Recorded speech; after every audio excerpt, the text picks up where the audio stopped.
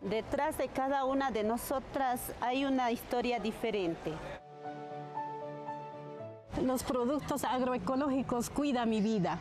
La agroecología cuida mi vida y también la tuya. Impulsando comunidades rurales sostenibles. UDA Todoterreno. Escúchanos todos los domingos por Radio UDA.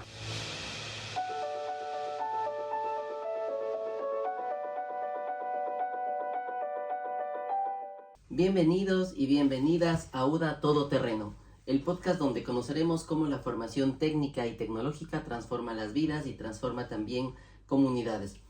Esta tarde es un honor tenerle aquí al profesor John Crabtree de la Universidad de Oxford para que nos pueda comentar un poco sobre su quehacer académico, su quehacer profesional, pero también la esencia como ser humano, como investigador.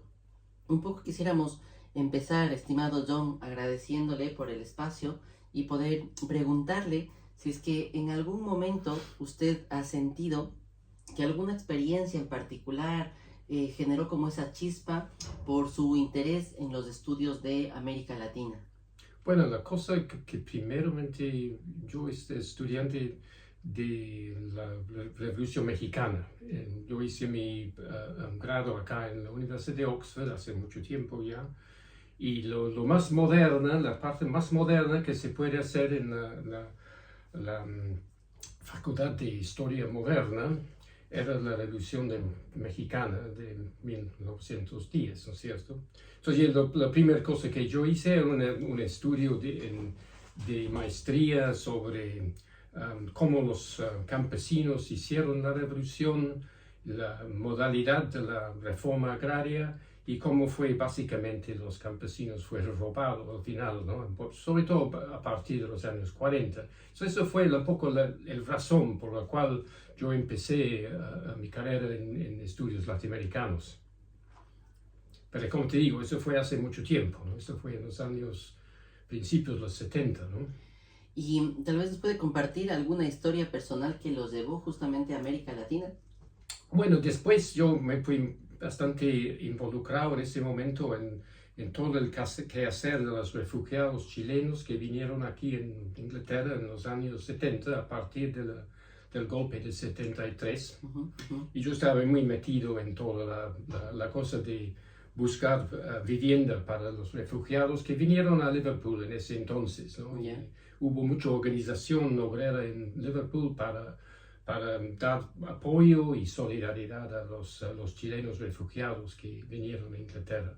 Entonces yo estaba muy metido en todo eso, ¿no? Mi carrera tiene varios aspectos, ¿no? Empieza así, yo trabajaba un rato en el departamento de vivienda de la municipalidad de Liverpool y después he trabajado como periodista y varias cosas, ¿no? Antes de empezar mi carrera más bien académica, ¿no?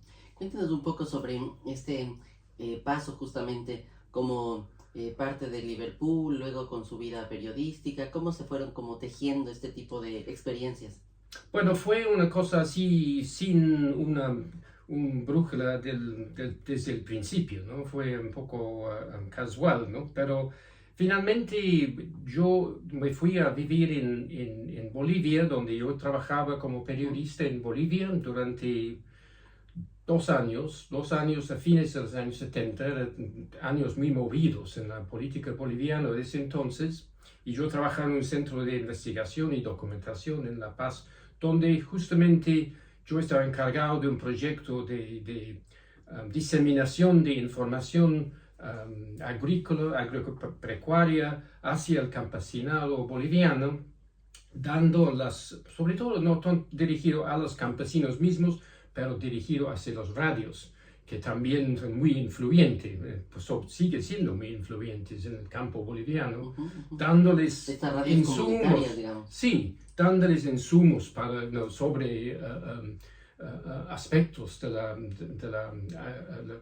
la cuestión agropecuaria, ¿no? Entonces, yo creo que fue un proyecto bastante original. Lastimosamente tuvimos que pararlo así de golpe en el golpe de Estado en 1980, donde yo perdí mi estadía en Bolivia y fui a trabajar como periodista también en el Perú, ¿no? Luego viajó al Perú. Sí. ¿Y qué experiencias tuvo en el Perú? Incluso conozco que su esposa es peruana. Si nos puede contar un poco de esta experiencia en la que usted llega al Perú, era un momento también políticamente bastante complejo.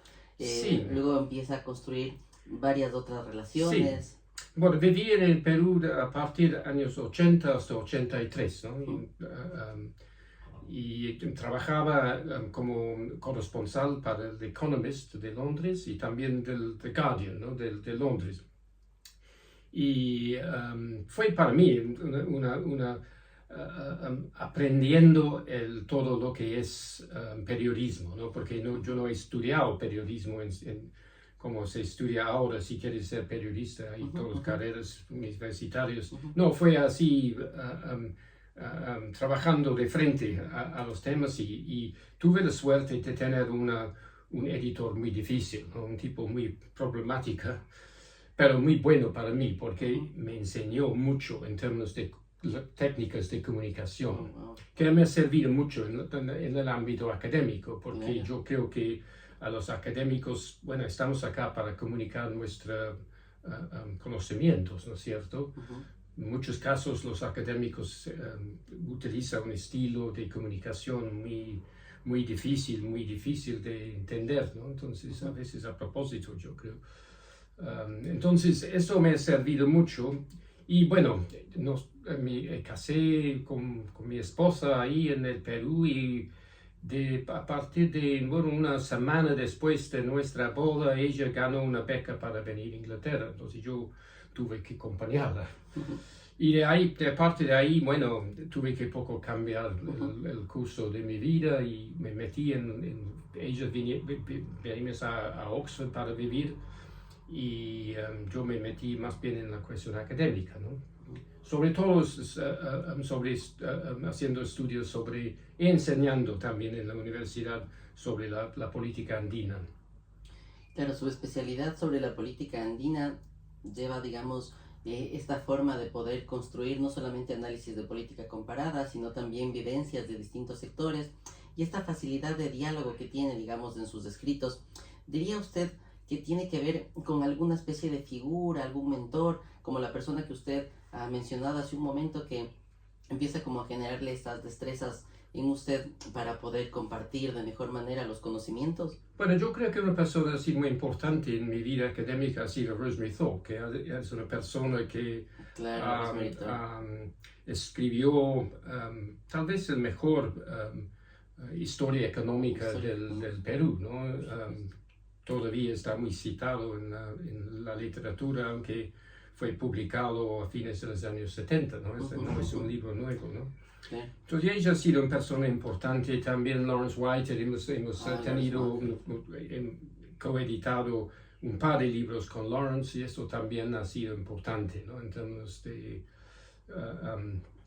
esos son figuras que han sido importantes en mi vida académica acá.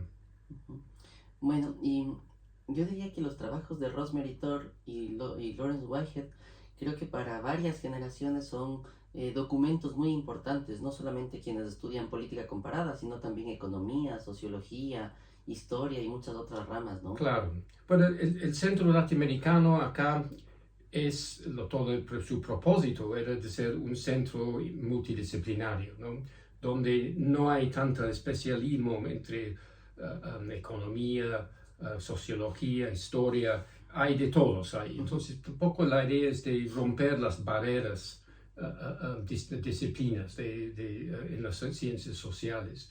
Y eso creo que es muy válido. No sé, no es muy así a la moda en estos días, pero yo creo que todavía sigue un modelo bastante bueno, porque la realidad no se divide en términos de así estas fronteras entre conocimientos. Claro, hay Entonces, como matices que se van construyendo de yo la supongo, realidad. Sí, yo supongo que más o menos mi curso ha sido de lo que se llama en inglés political economy, ¿no? Que cómo la económica influye en la política y cómo la política influye en la económica, pero también con un trasfondo de análisis histórico, ¿no? Entonces, yo creo que sí. Y comparativa y comparativa países, también. Eso también surge, creo que tengo experiencias de vivir en más que un solo país, ¿no?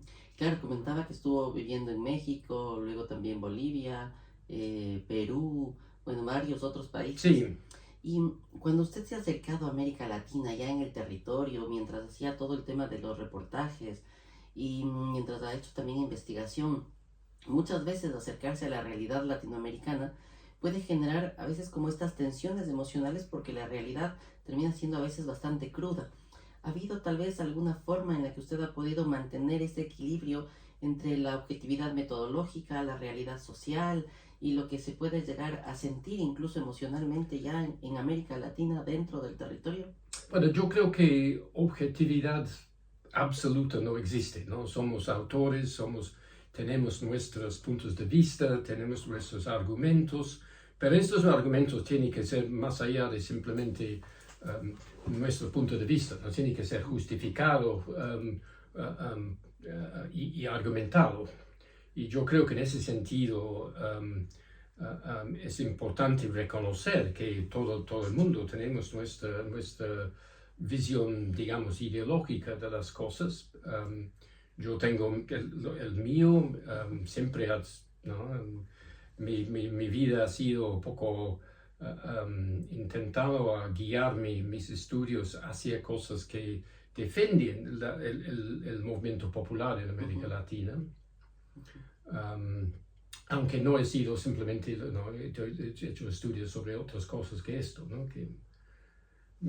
Tengo algunos libros publicados sobre movimientos sociales, por ejemplo, en Bolivia.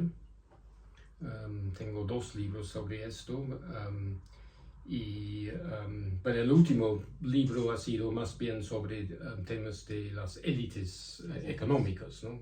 Claro, un trabajo importante junto con Jonas Wolf también. Me parece que es uno de los aportes más significativos de las últimas décadas, diría yo, sobre todo lo que tiene que ver con los estudios de las élites. Sí, bueno, empezó con un libro que coeditamos yo y Francisco Durán sobre el Perú, sobre las élites del Perú, para dar una idea de cómo las élites del Perú han logrado mantener un control o una influencia predominante sobre el quehacer de tomas de decisiones del Estado durante mucho tiempo, ¿no? Sobre todo a partir del año 90, con la llegada de Fujimori al poder en el Perú. Entonces es un poco identificar las causales de este posible. Y de ahí surge el otro trabajo que hizo con Jonas Wolf y también con Francisco. Una cosa más comparativa, ¿no? Comparando las experiencias del Perú, Ecuador y Bolivia en cuanto a la capacidad de las élites para dirigir las tomas de decisiones estatales. Y en ese sentido había mucho escrito sobre movimientos sociales, sobre todo en Bolivia, ¿no? Y también en Ecuador, hay mucho menos escrito sobre las formas que influyen las élites económicos, los grupos económicos, cómo influyen en la toma de decisiones. Y los casos son muy contrastantes, ¿no? Tú tienes un país como el Perú, donde hay una clara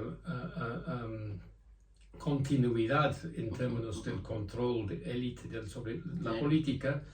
Un caso que es muy diferente, que es el caso boliviano, que donde los movimientos sociales, sobre todo en los últimos tiempos, ¿no? Es a partir del año 2006, con la llegada del MAS al poder, los movimientos sociales tienen mucho más poder, mucho más influencia sobre la toma de decisiones que los élites. Y las élites en Bolivia fue un poco marginalizado. Claro, y también muy focalizados, digamos, en regiones como por ejemplo los grupos económicos vinculados a Tarija, ¿no? Claro, y en ese caso, bueno, entre los tres países también el caso ecuatoriano es interesante, bueno, se puede decir que es un poco un caso intermedio entre los dos, ¿no? Donde hay una pelea para el control, pero nadie realmente gana, ¿no? Y es una pelea que sigue, aunque, bueno, tal vez en este momento lo que hemos visto a partir del 2017-2018 es un control más fuerte de las élites, grupos de poder sobre la política en Ecuador a partir de la caída de Correa y con Lasso y obviamente con Noboa, ¿no? Que es la cosa más ilustrativa de esto. Por supuesto, claro. ¿Diría usted que hay un proceso metodológico mucho más, digamos, cercano para poder tejer estos estudios y estas redes de las élites en los países? En el caso de Perú, por ejemplo, se me viene a la mente libros como el de Carlos Malpica, que es como de los clásicos para los estudios sobre élites en el Perú, y claro, va mostrando cómo se van apropiando de distintos espacios, diversificando, con una relación muy cercana a la política, pero tejer esos lazos me recuerda también mucho a estos trabajos del mismo Paco Durán, como los 12 apóstolos de la economía peruana, por ejemplo, sí, o la captura del Estado. Ahora, metodológicamente, ¿cómo acercarnos a hacer estos estudios que poder llegar a las fuentes primarias es complejo? Claro, lo que intentamos hacer en el libro comparativo sobre los tres países es identificar cuáles son los principales mecanismos de control de las élites sobre la política. Identificamos básicamente tres áreas, ¿no? Una es lo que llamamos el poder estructural de las élites, que es básicamente su peso económico, ¿no? Ese es sobre todo en países donde hay una escasez de capital, eso nos presta mucho poder de hecho a las élites, sobre todo cuando en momentos de escasez de capital, lo que estamos viendo, por ejemplo, en Bolivia en este momento, donde hay escasez de dólares, que claro, dar una entrada también para el resurgimiento de las élites. También fijamos lo que llamamos el método del poder instrumental, que es más o menos la cuestión política, las formas políticas con las cuales las élites manejan el poder estatal. Las puertas giratorias, esto sí, lobby. Los lobbies y la forma en que ellos logran poner su gente en posiciones claves que uno puede ser que es discutible lo que es captura exactamente, pero por lo menos control, ¿no? Si captura es tal vez exagerar el nivel de control, ¿no? Y finalmente hay lo que llamamos el poder discursivo, ¿no? Que es la forma en que más allá de su capacidad instrumental, las élites influyen en la opinión pública más allá del Estado, ¿no? Que también repercuten sobre lo que pasa en el Estado. Y eso influye mucho por su control sobre los medios de comunicación o su influencia sobre los medios de comunicación, su poder en la enseñanza, sobre todo universitaria, etcétera, etcétera, ¿no? Entonces, esos son los tres áreas que intentamos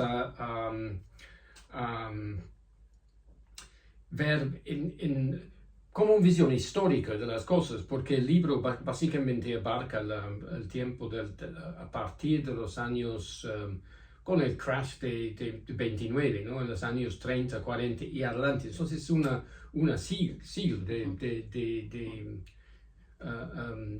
viendo cómo estos balances entre estos tres formas de influencia, cómo eso varía en el tiempo, ¿no? Claro. Que ser en cuanto a las circunstancias actuales de las cosas. ¿Ya? Este análisis histórico del libro que ustedes trabajaron en conjunto me parece que es como muy importante, pero también es muy enriquecedor, creo yo, para los lectores, esta parte todo teórico-metodológica que ustedes abordan y este análisis incluso de poder ir a lo más profundo del concepto de élite y poder identificar todo lo que se ha escrito, lo que se ha investigado, la recopilación del análisis bibliográfico me parece que también suma muchísimo. Es mucho bibliografía en la cosa, bueno, sí. Como de hecho, ¿no? Estamos cubriendo mucho terreno. Tomó, me parece a mí que un tiempo más o menos prolongado construir este libro.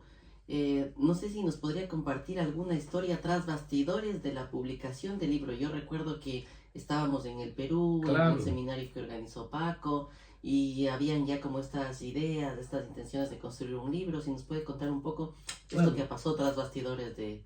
Bueno, empezó un poco con el libro anterior que hice con Paco, ¿no? El libro sobre el Perú, ¿no?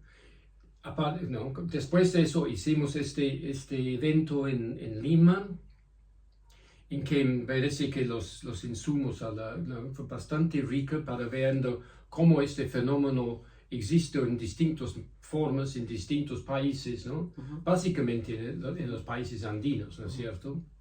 Entonces me ocurre que es muy bueno intentar a reconstruir todo esto. Y bueno, en ese sentido, bueno, yo conozco, bueno, Paco sí es muy conocido, bueno, era porque ya falleció, pero... Sí, tristemente. Él, bueno, muy conocedor del caso peruano, yo publicó el caso boliviano, y Jonas porque fue el experto sobre política del Ecuador, ¿no? Yo no conozco mucho, ¿no? Me enseño algo sobre Ecuador, pero no, yo diría que soy especialista en los temas ecuatorianos. Claro, ha trabajado más Perú, más Bolivia. Sí, efectivamente. Como investigador, tantas investigaciones y publicaciones que usted ha tenido, ¿cómo logra que estas investigaciones que son de América Latina tengan como este eco y esta fuerza internacional que después van haciendo como un distintivo y que dejan huella de sus investigaciones, pero con este enfoque internacional, porque estudia sobre América Latina, escribe de una manera que los lectores podemos acercarnos con facilidad y poder comprender esta realidad, pero estas investigaciones no se quedan solo en América Latina, sino que tienen un eco internacional. ¿Cómo logra usted hacer esto? Una cosa, para mí, una cosa muy importante, y es que la investigación que se hace en América Latina, que se difunde, ¿no? Y además que la investigación es hecha por extranjeros, digamos británicos o de Estados Unidos, que se hace en estos países de doctorados y otros estudios, traduzca también al castellano. Y a veces es muy difícil, ¿no? Porque hay dinero para becas para hacer estudios, hay formas de buscar financiamiento para publicaciones, pero es muy difícil conseguir dinero para traducir, ¿no? Y además una buena traducción cuesta dinero, es un esfuerzo enorme, ¿no? So, en la mayor parte de los casos yo mismo he hecho yo no atrevería a hacer traducciones desde el inglés hasta el castellano, pero al revés sí, ¿no? Entonces es una forma de viabilizar esto. Justamente estoy en este momento, ¿no? Haciendo una traducción de un libro que vamos a publicar en castellano en Perú sobre la minería en el Perú, al inglés, ¿no? Esto se difunde, por lo menos se difunde el libro, y además de dar un incentivo a los investigadores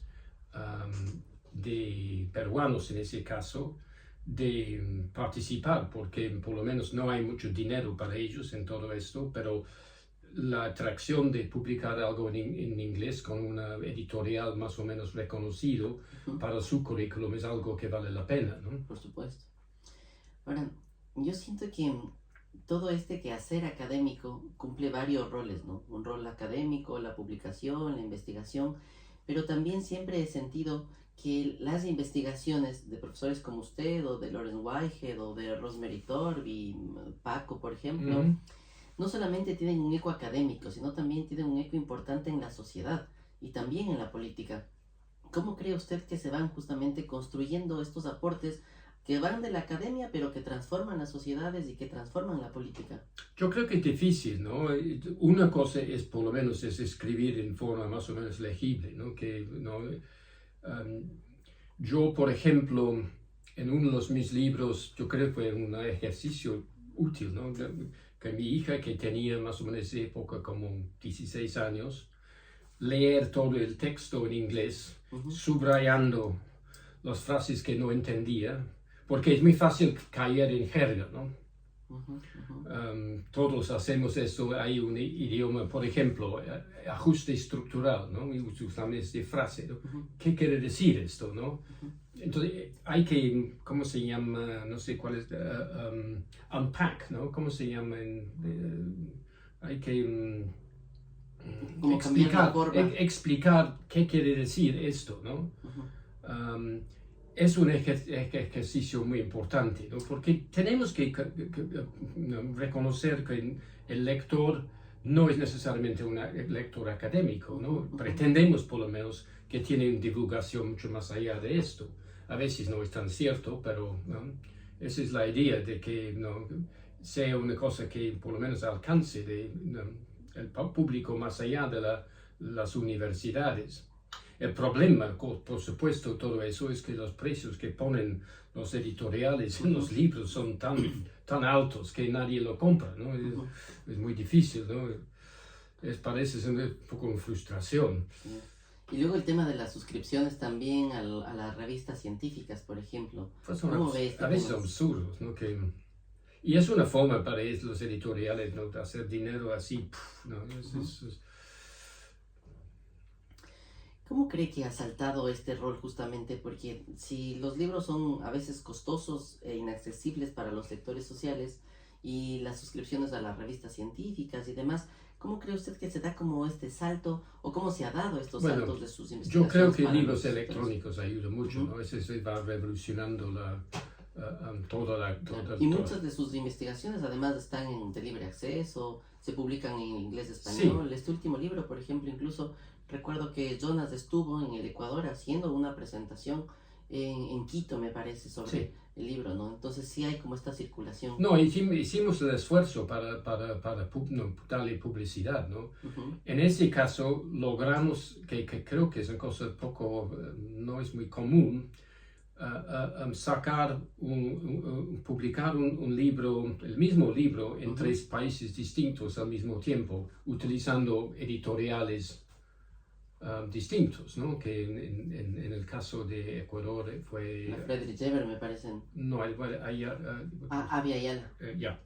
Y en el Perú fue la Católica. La Católica. Y en Bolivia era la editorial Plural, ¿no? Que bueno, era apoyado por la Friedrich Ebert también, ¿no? Entonces eso fue todo insegurar que hay acuerdos entre 3 editoriales para sacar un libro al mismo tiempo. Fue bravo, pero... Cuéntanos un poquito sobre ese proceso de lo complejo, lo bravo que es coordinar con las editoriales. Porque una cosa es hacer la investigación, luego sistematizar toda la información, trabajar en el libro, pero ya ese salto de poder llegar a las editoriales y poder publicarlos también resulta bastante complejo. ¿Cómo? Complicado. En este caso fue muy complicado porque el libro en inglés fue publicado por Pittsburgh University Press, que es una buena editorial y estaba muy feliz con esto, pero no, duró mucho tiempo. Coincidió con todo el COVID que complicó las cosas. Pasó por... 2 rondas de peer reviewing, no sé cómo es... Revisión de pares. Que, bueno, a la gente que hacen reseñas de libros no le pagan nada, entonces no hay mucho sentido de urgencia para que no respondan. Eso puede durar mucho tiempo, ¿no? Y, bueno, hay también el proceso de la publicación misma, pero ahora eso es relativamente corto, pero...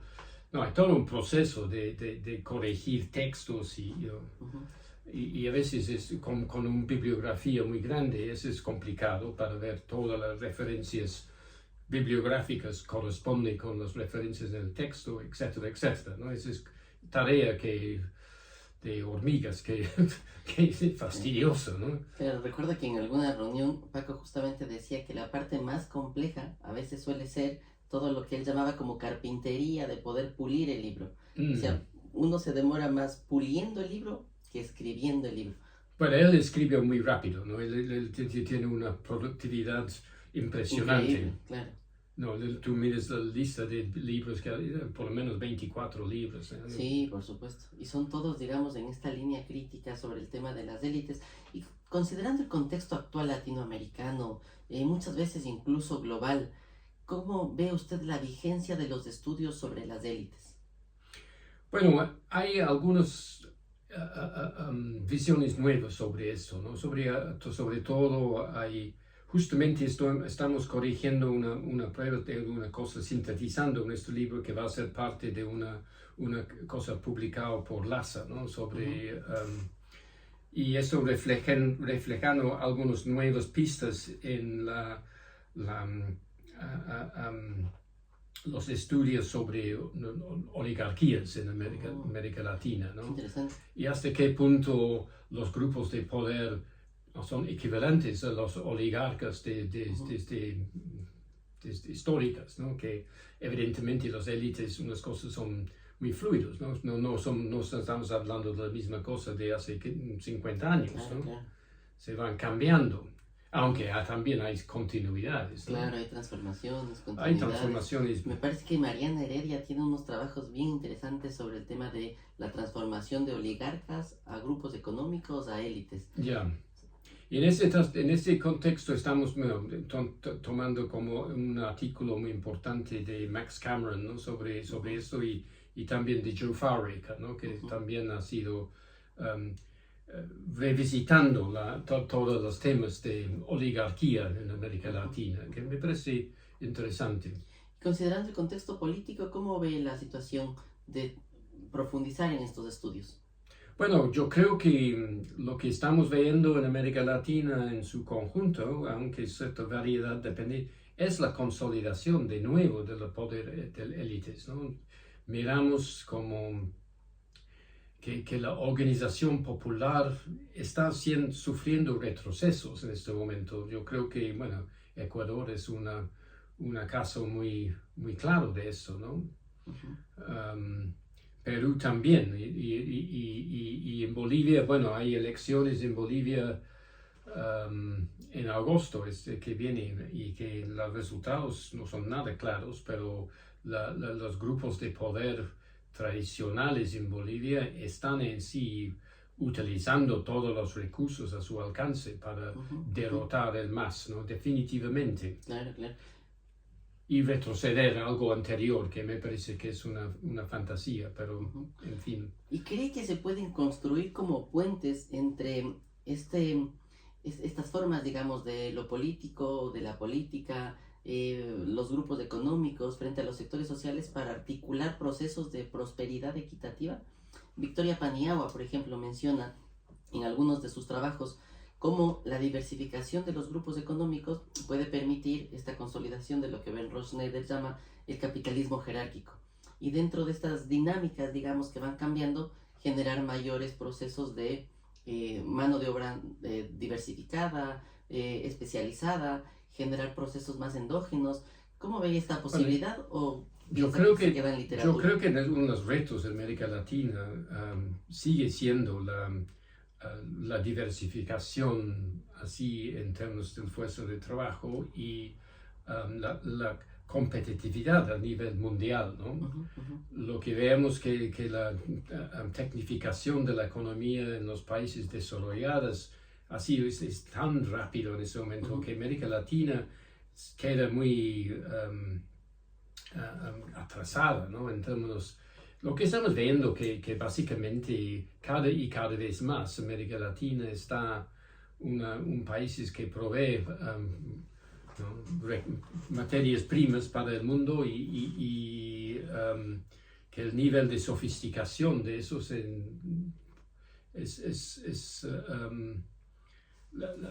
el balance entre el mundo así desarrollado, moderno, Estados Unidos, China y América Latina sobre todo, ¿no? Y África es cada vez más grande, ¿no? En ese caso, bueno, claro, no estamos hablando de una economía así monolítica, ¿no? Y hay muchas otras actividades económicas y formas empresariales, pero yo creo que finalmente eso también tiene sus limitaciones, ¿no? En términos de la posibilidad de crecer y ganar espacio a nivel mundial, ¿no? Esto implicaría, digamos, que sigue vigente estas tesis del desarrollismo de los 60, de Prebisch y demás, Bueno, de países centrales y periféricos. Bueno, yo creo que todas las teorías de dependencia y todo el mundo, yo creo que tiene cierto, ¿no? Las críticas a las teorías tienen cierta validez, por supuesto, pero yo creo que en toda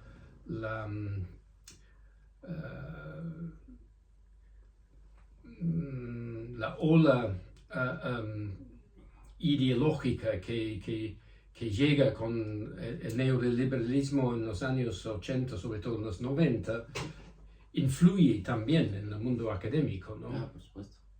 Y eso, pero creo que estamos recién logrando rescatar algunas de estas ideas que tiene sus orígenes en los años 60, 70, ¿no? Con Prebisch, etc., ¿no?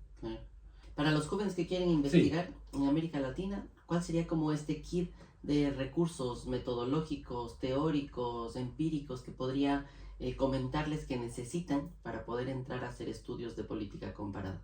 Bueno, yo creo que una cosa importante es tener necesita financiamiento hasta cierto punto, ¿no? Necesitas apoyo intelectual. Las universidades han avanzado mucho, ¿no? En América Latina, ¿no? Lo que enseñan las universidades ha avanzado muchísimo en los últimos tiempos. Entonces hay recursos ahí.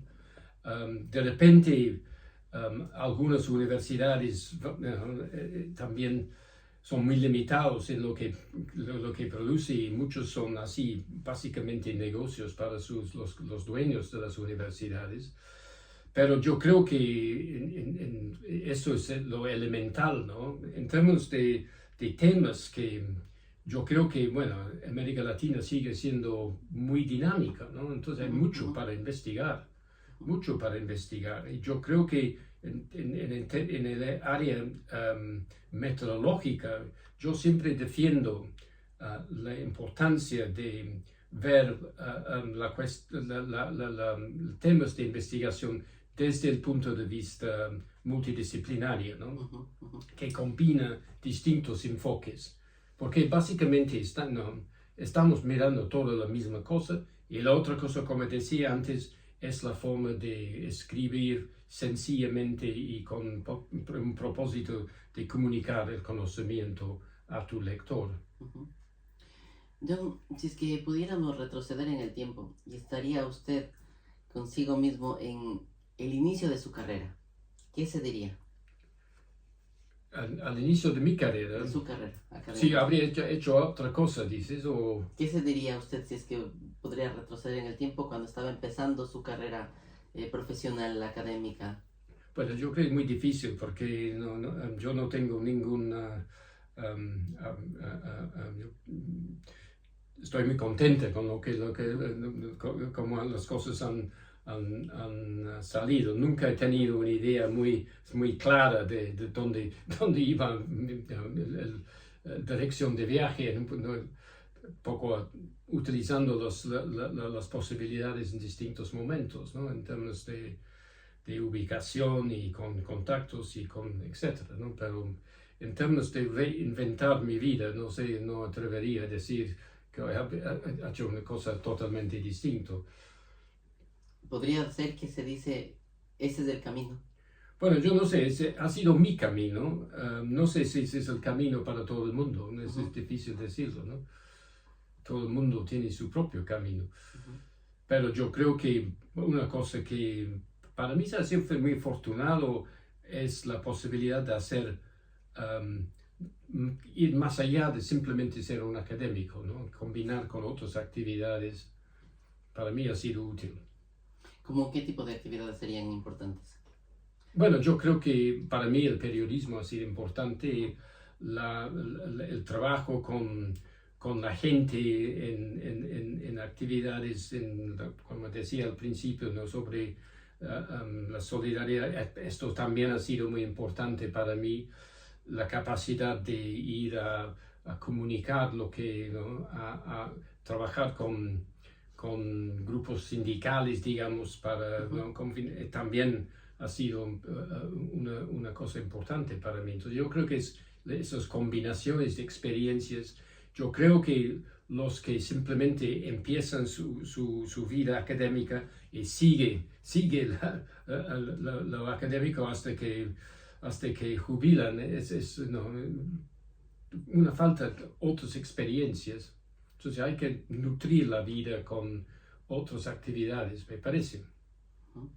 Desde el faro de su experiencia, John, para las personas que quieren entender la realidad latinoamericana y a la misma vez desean transformarla, ¿qué les diría a usted?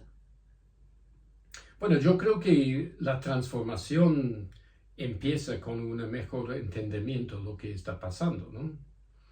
Yo creo que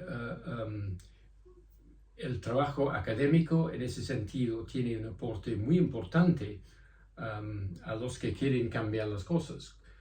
Sin tener una idea clara de las dinámicas que están en función en un cierto momento, es muy difícil poder cambiar o si por lo menos ¿no? tener una pista de cambios que va a tener exitoso, ¿no? ¿Algún libro, algún autor que podría recomendar a las personas que están iniciando en este tipo de temas? Hay muchos, no atrevería a decir seleccionar uno, no. ¿Alguna otra experiencia quizás, porque después de tantos años y que usted sigue impulsando proyectos de investigación, de cara al futuro, qué temas están pendientes? Nos comentaba algo sobre su libro sobre minería en Perú, no sé qué otros proyectos está trabajando ahora. Bueno, yo estoy dedicado, he hecho bastante trabajo en los últimos 10 años, ¿no? Sobre minería. Yo trabajo, por ejemplo, con una organización acá que está muy involucrado en defender derechos humanos. Uno de los temas que estamos siguiendo es la cuestión de la minera, ¿no? Y sobre todo alrededor de los conflictos que hay en el Perú en los últimos 20-25 años por la cuestión minera, que también hay en Ecuador, ¿no es cierto? Hay en todos los países andinos, sí. También en otra parte de América Latina. Entonces yo creo que esto ha sido una preocupación mía durante bastante tiempo, pero este libro, este intento de recompilar trabajos de otros, eso va a ser un libro editado, ¿no? ¿Y cómo vislumbra usted el futuro de América Latina? Yo tengo que decir con optimismo, pero a veces su optimismo es difícil en los hechos, ¿no? Hay muchas cosas que no desarrollan la forma que uno quería, ¿no? Y, entonces yo con un optimismo escéptico, digamos. Un optimismo escéptico, sí. Resulta mucho, digamos, la tarea de quienes estamos o estudiando o ahí participando en las organizaciones y los movimientos, buscar estas formas de poder transformarla. Ahora, después de esta enriquecedora conversación, estimado John, ¿qué mensaje final le gustaría dejarle a nuestra audiencia de la Universidad de la SUAY? Bueno, yo creo que combinación de la investigación con la práctica es muy importante, ¿no? No sé, no conozco muy a fondo el trabajo de la Universidad de Ushuaia, pero tengo la impresión por tus actividades, ¿no? Que hay una relación bastante estrecha entre la universidad, la vida universitaria y la vida fuera de la universidad, ¿no? Entonces, eso me parece es algo muy importante para incentivar, porque mientras los que viven fuera de la universidad pueden aprender mucho del trabajo intelectual, a nosotros los intelectuales tenemos que aprender mucho de lo que está pasando afuera, ¿no?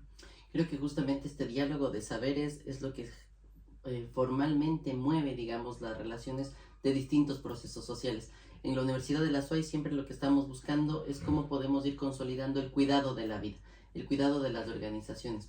Justamente uno de los temas que presentaba era esta relación entre los sectores sociales y los sectores también académicos y desde Y ese evitar punto, que la universidad que se convierten en torre de marfil, ¿no? sí, por supuesto.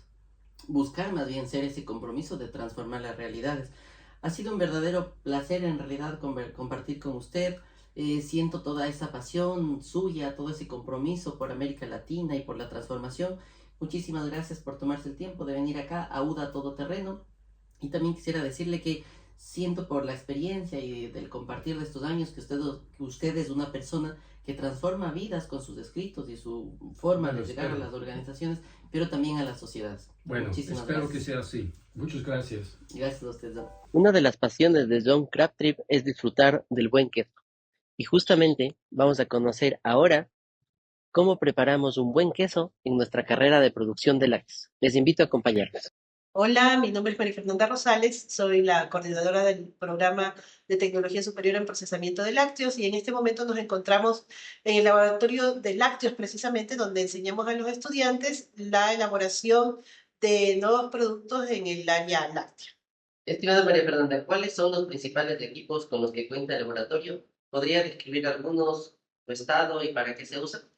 Bueno, en el laboratorio principalmente, en este laboratorio, trabajamos principalmente lo que es procesamiento. Entonces, tenemos desde recepción de materia prima, que es la recepción de la leche, que nos llega en cantarillas, ya que pues, al ser un laboratorio didáctico, no podemos recibir en grandes tanques, ¿no? Pero bueno, la cantidad que se recibe es suficiente.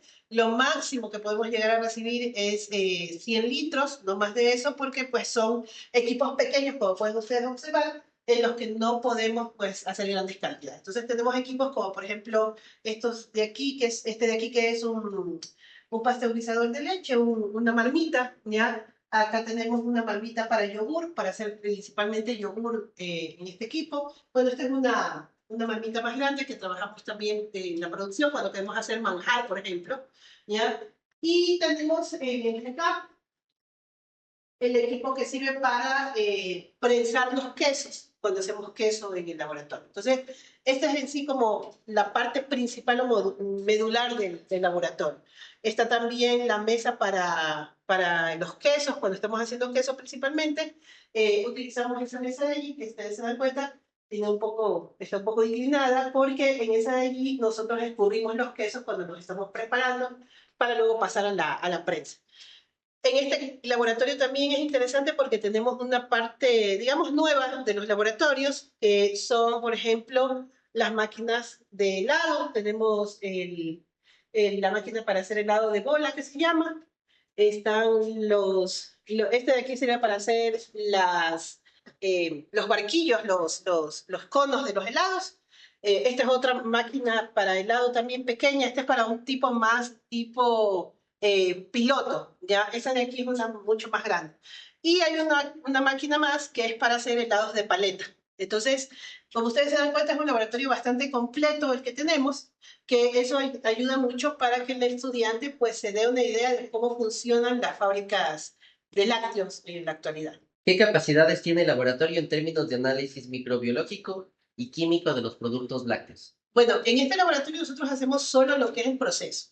Pero en los laboratorios que tenemos del otro lado del campus o de los edificios, están los laboratorios de microbiología y de fisicoquímica. Entonces, allí podemos hacer análisis de pH, acidez, grasa, proteína, textura, hacer también los análisis microbiológicos y en otro laboratorio podemos hacer también el análisis sensorial de los productos. Entonces, es todo lo completo como debe ser una fábrica de alimentos. Siempre tenemos ese complemento, ¿no? Por ejemplo, si llega la materia prima, podemos utilizar el lactoscan para poder determinar ciertos parámetros que son importantes para cuando recién ingresa la materia prima y cuando ya está el producto finalizado o terminado, podemos hacer el resto de análisis. Estimada María Fernanda, en cuanto a la formación práctica para los estudiantes, ¿cómo se integra el uso del laboratorio en el currículum?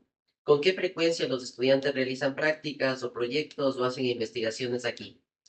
A ver, estos laboratorios, todos los laboratorios que nosotros tenemos son necesarios, no podemos desvincularnos de la carrera.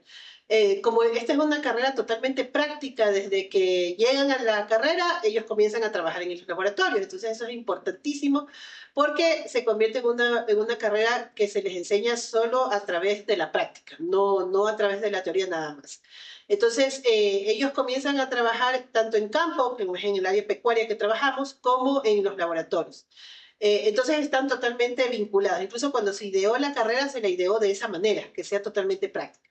Entonces, durante los 2 años que ellos estudian en nuestra carrera, pasan haciendo precisamente todos estos productos, por ejemplo, queso, manjar, yogur, helados, que son los productos principales de la industria láctea. Se les enseña a usar los residuos de la industria, como por ejemplo el suero de leche. Y ahí es importante y súper interesante, por ejemplo, el uso del suero de leche para hacer bioles.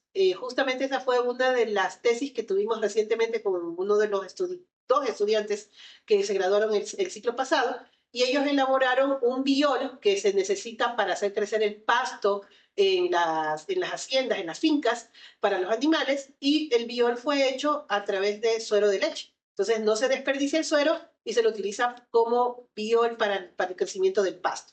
Y es un producto de excelente calidad porque pues tiene estos componentes, ¿no? Incluso ellos nos mostraron cómo al principio no hay nada de pasto y a los 20 días tienen un pasto de cerca de 1 metro de altura. Entonces eso significa que pues es un producto de buena calidad, ¿no? Entonces estas son las cosas que nosotros enseñamos aquí en la universidad, a utilizar los residuos en este caso, como el suero de leche, y que no solamente se lo puede usar para los alimentos, ¿no? Y hacer los productos, que eso es lo importante, y qué calidad debe de tener el producto. Y otra cosa importante, los chicos van a hacer prácticas en las empresas, como por ejemplo las empresas grandes de la zona, y eso pues les ayuda a reforzar. ¿Existen algunas alianzas externas que aprovechan el laboratorio, por ejemplo, con industria local, productores de leche, cooperativas de empresas de lácteos, con lo que los estudiantes trabajen en casos reales?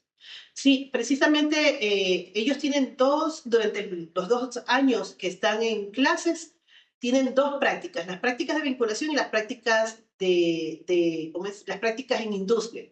Entonces, en las prácticas, en las segundas prácticas pueden hacer prácticas en el área pecuaria, es decir, en las haciendas, en las fincas, para poder mejorar, por ejemplo, la nutrición en el ganado, pueden también trabajar en las buenas prácticas de ordeño, en lo que es finca. Y en lo que es prácticas en la industria, van directamente a los procesos. Entonces están o bien en laboratorio o en el procesamiento de los lácteos. Entonces, ayudan a mejorar procesos, a que no hayan tantas pérdidas en la producción, ponen a punto en el área de laboratorio físico-químico, microbiológico, ponen a punto también. Entonces, eso les ayuda muchísimo porque les da mucha más experiencia en la parte industrial, ¿no? Entonces, eso tenemos, por ejemplo, con la Nutrileche, estamos trabajando, nuestros estudiantes hacen allí sus prácticas, tenemos en Cañar algunas industrias pequeñas en esta área, en esta zona, pero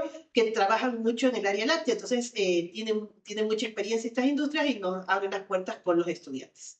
Vemos que hay muchas cosas de aquí de señalética. ¿Nos puedes contar un poco sobre las medidas de aseguramiento de la calidad y todas las normativas que se siguen en el laboratorio?